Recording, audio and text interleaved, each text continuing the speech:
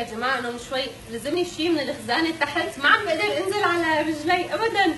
يعني هيك هي النزله اللي انه تنزلوا تطووا رجليكم ما عم بقدر ابدا. حاسه رجلي هون من فوق ما عم بحس فيهم.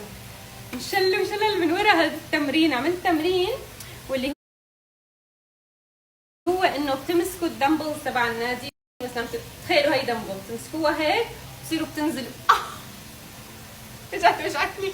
بتصيروا بتنزلوا هيك لتحت، تنزلوا وبتطلعوا. الله لا يرضيكم على هالتمرين. يا رجلي ما بحس فيهم. يمكن العضلات اللي تحركوا لهم 20 سنه مو متحركين، منشان هيك عم يوجعوني كثير. بس هي معروفه تمارين السكوات انه كثير بتوجع، بس سكوات ولا سكواد فيكم تعملوها حتى بالبيت.